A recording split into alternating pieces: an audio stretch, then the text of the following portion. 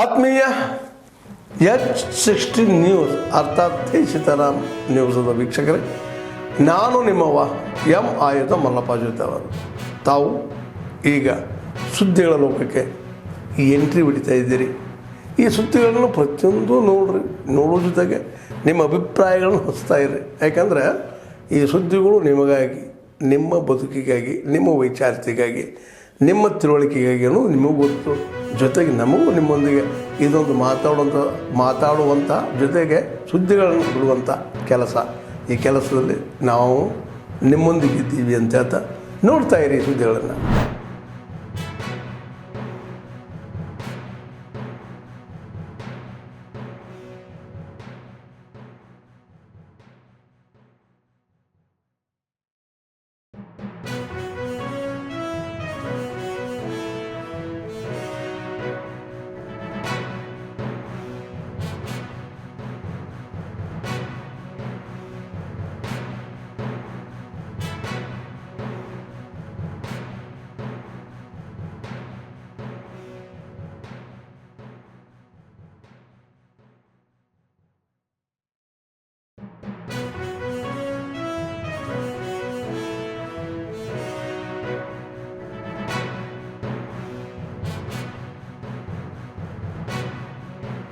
हमारे शिक्षकों का रहा है. इथोपिया की महान संस्कृति ने इन्हें यहाँ आकर्षित किया और उन्हें यहाँ के कई पीढ़ियों को तैयार करने का सौभाग्य मिला. आज भी कई Indian faculty members Ethiopian universities और हायर एजुकेशन इंस्टीट्यूशंस में अपनी सेवाएं दे रहे हैं.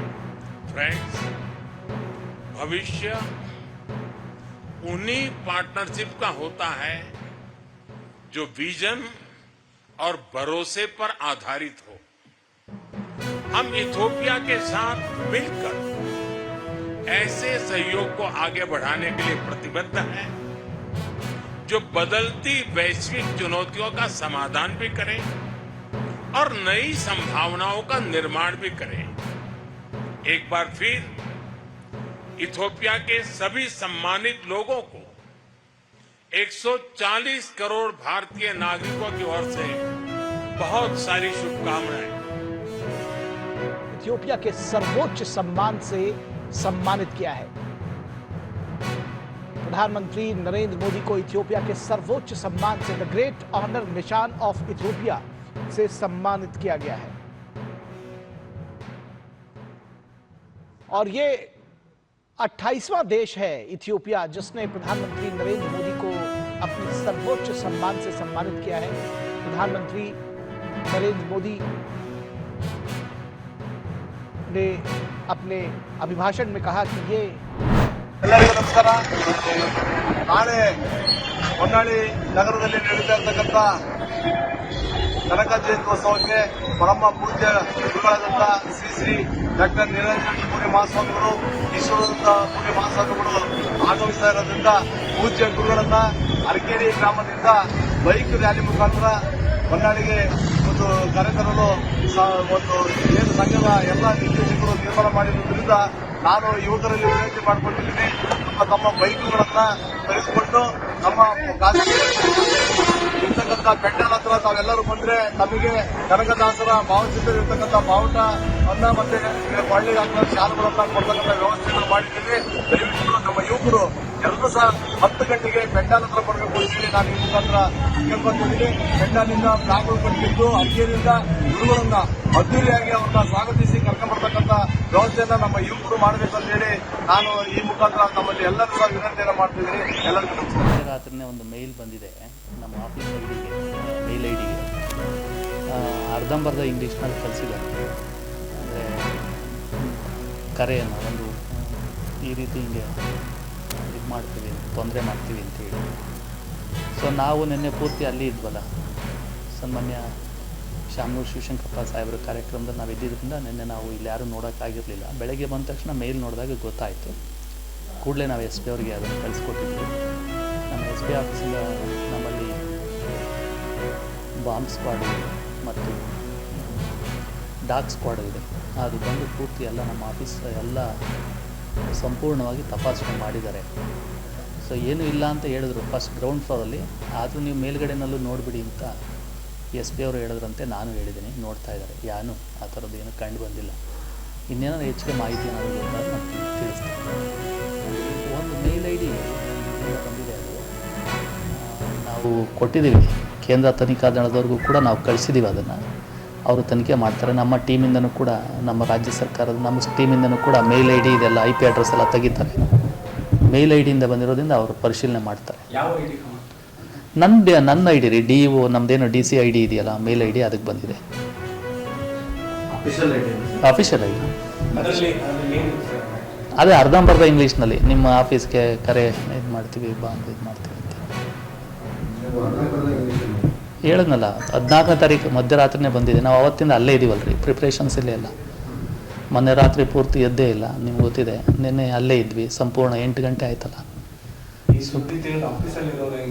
ಏನಿಲ್ಲ ರೀ, ನಾರ್ಮಲಾಗಿ ನಮ್ಗೆ ಮೇಲ್ನೋಟಕ್ಕೆ ನಮಗೆ ಹುಸಿ ಕರೆ ಅಂತ ಗೊತ್ತಿದೆ. ನಾವು ಆ್ಯಸ್ ಯೂಶುವಲ್ ಕೆಲಸ ಮಾಡ್ತಾಯಿದ್ವಿ ಎಲ್ಲರೂ.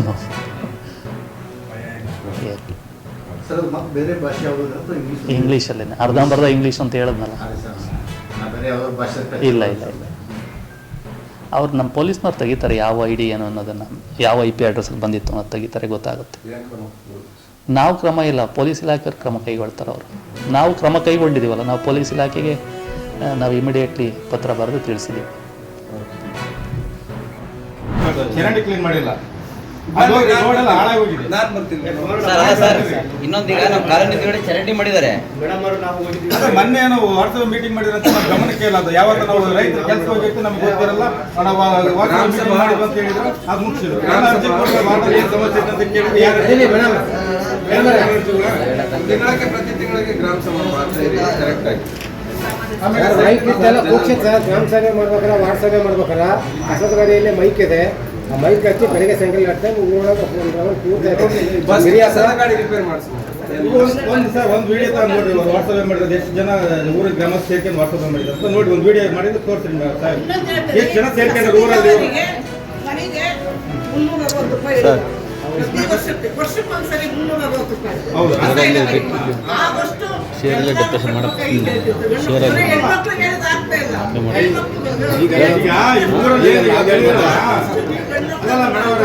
ಈಗೇನು ಊರಾಗ ಕಸ ಹಾಕಕ್ಕೆ ದುಡ್ಡು ಕಟ್ಬೇಕಂತ ಜನಗಳೆಲ್ಲ ಕಟ್ಟಿ ಈಗ ಅದು ಬಳಸಿದಾರಪ್ಪ ಅಂತಂದ್ರೆ ಅದಕ್ಕೆ ನಾವು ಇರೋದಲ್ಲ. ಕಟ್ಟಕ್ಕೆ ನಾವು ಕೂಡ ಒಪ್ಕೊಂತೀವಿ, ಕಟ್ಟೋಣ ಅಂತ ಹೇಳ್ತೀವಿ. ಯಾವ ಕಂದಾಯ ಕಟ್ಕೊಟ್ರಿ ಅಂತ ನಾವು ಹೇಳ್ತಾ ಇಲ್ಲ, ಕಟ್ರಿ ಅಂತ ಹೇಳ್ತೀವಿ.